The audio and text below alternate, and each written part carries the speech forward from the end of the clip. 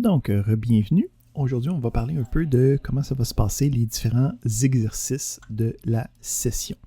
Donc, premièrement, on va linker l'exercice d'aujourd'hui. Et d'aujourd'hui. OK. Donc, ça va se passer encore une fois sur GitHub. Donc, vous allez devoir faire la même mécanique que la dernière fois, mais on va regarder aussi qu'est-ce qui est différent quand on va commencer à travailler avec des applications React. Deuxième chose, c'est que ces exercices-là, contrairement aux exercices de JavaScript que je voulais juste qu'on s'habitue, je veux qu'ils soient tous complétés et fonctionnels.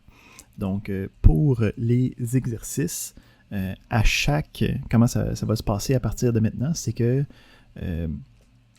durant la première heure de chaque cours, donc nous autres, notre prochain cours, c'est quoi? C'est mercredi prochain, 2-8-9... Ouais, mercredi prochain. Donc, durant la première heure, si vous n'avez pas quelque chose de fonctionnel, donc vous allez pouvoir venir dans la première heure comme une espèce de débogage individuel. Okay? Ça veut dire que si vous n'avez pas réussi à faire marcher les choses entre deux cours, vous vous pointez durant la première heure, puis on va le déboguer ensemble pour réussir à le faire marcher. Fait que le principe ici, c'est que pour chacun des exercices que je donne, je veux qu'ils soient complétés, puis je veux parce qu'ils sont évalués. Donc ici, on va l'écrire dans le chat. Donc l'exercice est évalué.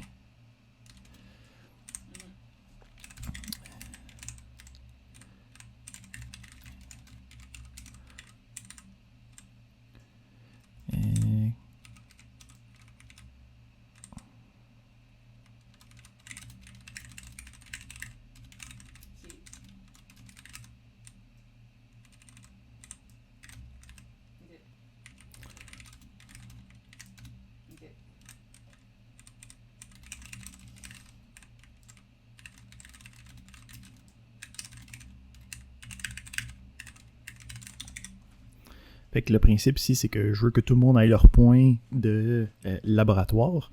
Fait que si ça ne fonctionne pas, on prend la première heure de chacun des cours pour s'assurer que c'est bon. Parce qu'après ça, moi, je valide que c'est fonctionnel, puis je donne des points pour qu'on puisse avancer. Donc, inversement, si vous réussissez les exercices,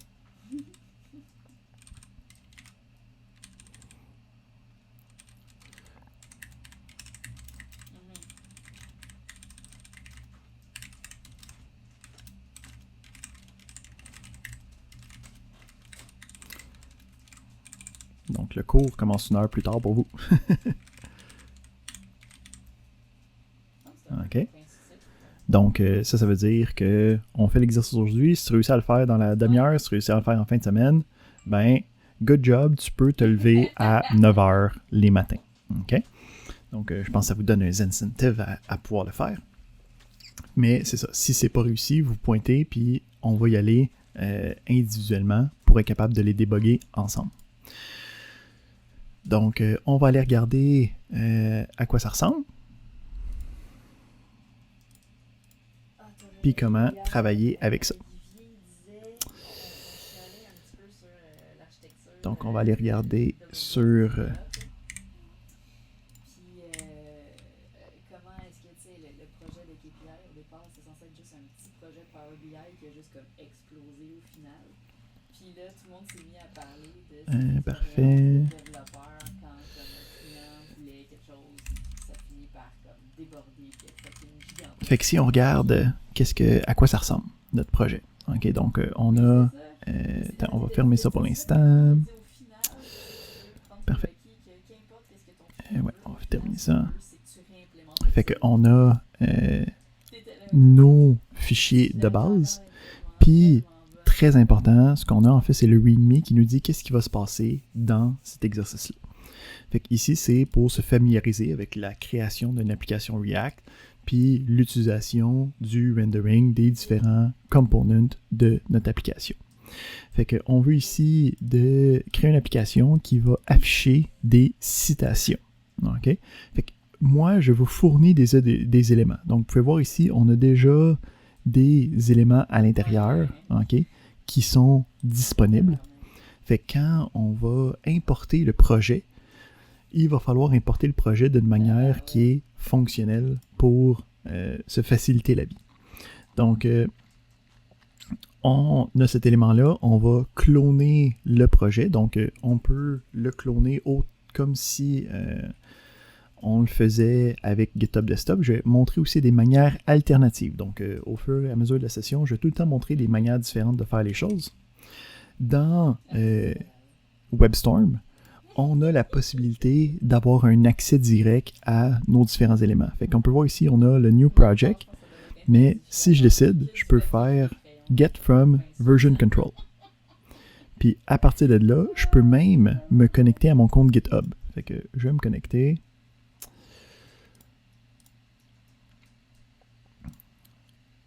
On dit c'est correct. On va rentrer mon mot de passe. Petit mot de passe. Excellent. Fait que j'ai maintenant dans WebStorm la liste de mes repositories. Moi, je l'ai appelé Introduction React. Fait qu'on va retourner ici, puis on va marquer Introdu. Puis lui, il y a une famille. Je l'ai dessus. Ah non, c'était pas toi, ça. Quelque part là-dedans.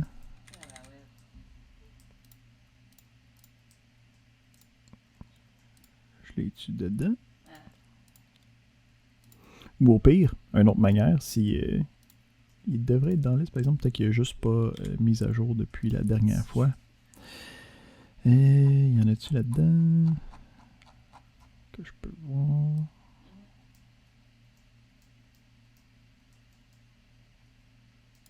Pas très grave, parce qu'au pire, ce que je peux toujours faire, c'est dans la liste ici, là, je sais pas où le Python parce que j'ai pas tous les Pythons habituels, mais j'ai le Python code ici qui me permet d'aller chercher l'adresse, puis qui peut aller chercher directement. Pas de problème. Fait que tu peux le faire par GitHub Desktop, mais il y a toujours des manières différentes de le faire. Si tu le fais dans GitHub Desktop, tu vas juste pouvoir l'ouvrir directement à partir de WebStorm. Ici, qu'est-ce qui est important, c'est que quand on va chercher un projet de React sur GitHub, quand je gère le projet, je n'ai pas besoin de traiter tous les éléments à l'intérieur sont pas tout le temps tous sauvegardés. Parce que le paquet de patentes qui est téléchargé, c'est tout le temps la même chose. J'ai pas besoin de le sauvegarder dans le dossier de gestion de projet parce que sinon ce serait trop gros, trop lourd pour rien. Fait que le principe, c'est que quand je télécharge le projet, j'ai un package.json qui va me dire c'est quoi les différentes librairies que j'ai besoin d'utiliser. Fait que je peux voir ici, c'est là que React est présenté. Fait que pour être capable de utiliser un projet React qui vient de quelque part d'autre, on a vu que quand on travaille avec un nouveau projet, je peux faire Create React App, mais quand j'ai un projet déjà préfait, puis je veux juste installer les librairies qui sont supposées être là, je ne vais pas utiliser le Create React App, je vais utiliser le je vais utiliser npm install à la place. Puis on peut voir que dans WebStorm, c'est automatique. Okay? Je n'ai pas besoin de faire quoi que ce soit autre que de cliquer sur le gentil Python Run npm install. Puis ça va installer toutes les librairies. Fait que quand vous allez arriver dans votre projet, vous clonez le projet, puis à l'intérieur du projet, pour pouvoir faire npm start, il faut faire npm install avant. Donc, c'est ça qui installe toutes les librairies qu'on a besoin. Fait qu'une fois qu'on va passer à travers de ça, on va attendre un petit peu. On va regarder pendant ce temps-là qu'est-ce qu'on est supposé de faire. Fait que le principe, c'est qu'on a l'application par défaut qui est installée. Puis moi, je vous donne un fichier, OK, d'un tableau de citations, OK, où c'est que chaque citation contient la citation et son auteur. Donc, on a l'auteur, on a la citation elle-même. À partir de ça, moi, ce que je veux créer, c'est une application qui va me permettre de montrer des citations à l'écran. OK? Fait que ici, on va regarder l'architecture de base de l'application qui vient avec React. Parce que cette architecture-là, ce scaffolding-là, c'est pas mal tout ce qui est tout le temps réutilisé. Fait que c'est important de devenir familier avec. On se souvient qu'on a le principe fondamental qui nous demande d'avoir le React Render de disponible. Okay? Donc, c'est ça qui va générer notre page web. On peut voir ici qu'il est dans le index.js. Il y a le React Render. On a le document, okay, qui est le root, qui est ici. Ça va bien. Là, on peut voir qu'il y a des affaires de plus, puis principalement, il y a l'appel à un élément qui s'appelle app. OK? Fait que là, ici, quand on travaille avec des applications React standard, il va toujours avoir un index.js, puis il va y avoir un app.js qui va être l'application elle-même. C'est dans le app.js que nous, on va aller travailler. Fait que si on regarde ici, on a le app.js, puis on a une fonction qui s'appelle app, okay, qui va juste retourner qu'est-ce qu'on a besoin. Donc, ça ici, c'est la méthode par défaut. On va voir pourquoi c'est comme ça, puis qu'est-ce qu'on peut faire avec ça. Pour l'instant, nous, on va juste venir à l'intérieur de ça, puis on va venir travailler avec ce contenu-là. Fait que là, ici, j'ai installé mon npm install, c'est fait. Là, je veux rouler mon projet. Pour rouler mon projet, si j'étais dans ma ligne de commande, je pourrais juste marquer npm start ou yarn start. Là, ici, tantôt, il y avait le Python run, mais là, il n'est pas là. Pour aller chercher ces éléments-là, dans le menu de WebStorm, on a le npm qui est disponible, qui va me permettre de avoir la présentation, okay, que je veux avoir. Fait que moi, ici, je vais avoir mon npm start. Puis, on a le npm start qui est disponible. Fait que on a la page web qui va apparaître. En ce moment, elle apparaît sur mon autre desktop. On va la remettre ici. OK. Donc, on a une page web. Puis, on peut voir ici que les citations sont supposées apparaître là. Moi, j'ai déjà mis du code qui va nous permettre de travailler avec les différentes citations. OK? Donc, ici, j'ai un petit console log là, pour voir qu'ils existent et qu'ils sont disponibles dans la liste. Si j'inspecte ma page, je peux aller voir dans ma console, puis je peux voir ici que j'ai la liste, okay, des différents quotes qui sont disponibles avec l'auteur et l'élément que je veux avoir. Fait que si je veux avoir des citations à l'intérieur, ben, si mettons j'en veux une, je pourrais ici dire list.quote, ça c'est un tableau. C'est un tableau, je pourrais aller chercher la troisième, puis je pourrais aller dire quote. Ouais, ça marche pas parce qu'il faut que ce soit entre accolades pour que ce soit évalué. Puis ici, on peut voir que ça va chercher dans mon tableau de quotes le numéro 3. OK? Puis ça va chercher le quote, ça l'affiche. OK? Donc, ça me permet de travailler avec le projet. Fait que là, ici, qu'est-ce que nous, on veut faire? C'est quoi qu'il faut créer? Il faut arriver à l'exemple ici, puis le but, c'est notre application. Il faut qu'elle prenne 3 citations de manière aléatoire, puis qu'elle les affiche à l'écran. OK? Fait qu'ici, il y a un exemple de qu'est-ce que ça devrait donner à la fin. Tu as 3 citations, une en haut de l'autre. OK? Puis, tu veux qu'à chaque fois que tu rafraîchis la page, ça change les citations. Fait qu'il va falloir trouver une manière de générer quelque chose d'aléatoire, de sélectionner une citation de manière aléatoire, de retourner cette information-là, puis après ça, d'utiliser ça 3 fois à l'intérieur d'ici. Pour être capable de faire ça, qu'est-ce qu'il y a d'autre à dire par rapport à ça? Ouais. Pour savoir si c'est fonctionnel ou pas. Okay?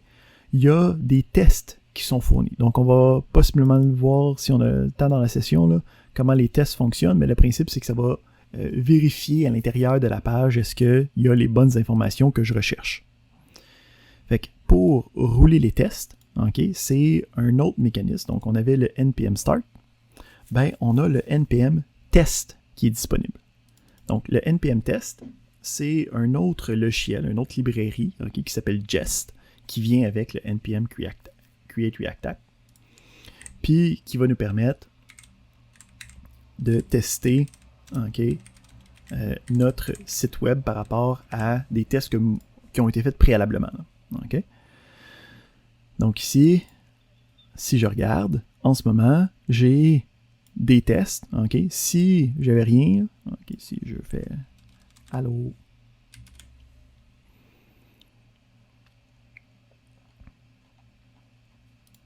c'est en train de repasser les tests. Ah ouais, là j'ai le console log là, qui est un peu fatigant. On va l'enlever de là. OK, ça roule les tests. Puis là, je peux voir qu'il y a 2 tests okay, qui ne marchent pas. Les 2 tests en ce moment, on peut voir que j'en ai un premier test qui est je veux avoir une citation de la liste. Fait qu'un premier test, puis 3 citations de la liste différentes. Fait que si je remets qu'est-ce que j'avais auparavant, qui était juste une citation directe, hein, ben ça me permet de passer un des tests. Fait que je peux voir qu'il y en a un qui a passé, mais j'en ai encore pas 3 qui est affiché. Donc moi, je veux des citations qui sont automatiquement générées. Une fois que tu as tes 2 qui sont passés, tu peux aller committer ça sur GitHub. Puis GitHub a une gestion automatique de ces tests-là. Si on regarde, quand on regarde les différents commits, hein, donc moi j'ai créé ça il y a 3 heures, ça va automatiquement essayer de faire les tests qui sont inclus. Puis ça va me dire est-ce que les tests ont passé ou pas. Donc, si tu réussis à passer les tests, puis après ça, quand tu commits, le petit élément ici va me dire que ça l'a passé avec un petit crochet vert. Donc, le petit crochet vert, c'est ça qui m'indique que vous avez réussi l'exercice. Donc, il faut se rendre au petit crochet vert sur GitHub. Fait que c'est pas mal ça le devoir qu'il y a à faire aujourd'hui. Donc, il faut aller cloner le projet. Donc, les 3 étapes, là. OK. Donc, étape 1, cloner le projet. Étape 2, faire npm install dans le dossier du projet. Après ça, étape 3, on a npm start pour partir la page. 4e étape, on a modifié pour faire afficher les citations. Puis, étape 5, une fois que ça c'est fait, tu peux faire npm test pour valider. OK? Donc, on a nos différentes actions qui ont besoin d'être faites. Le restant de la période est consacré à ça. Si vous avez des problèmes, si ça ne clone pas bien, si vous n'êtes pas capable d'avoir la page web de base, n'hésitez pas, moi je vais être là pour vous aider. Encore une fois, moi je veux que tout le monde réussisse les laboratoires qui vont être évalués à peu près à chaque cours. Fait que moi je vais garder la première heure de la prochaine période. Si vous n'avez pas réussi à avoir la version finale, les tests qui passent, présentez-vous à 8h mercredi. On va le débugger ensemble. Puis on va faire en sorte qu'on s'assure que ça marche. Et voilà.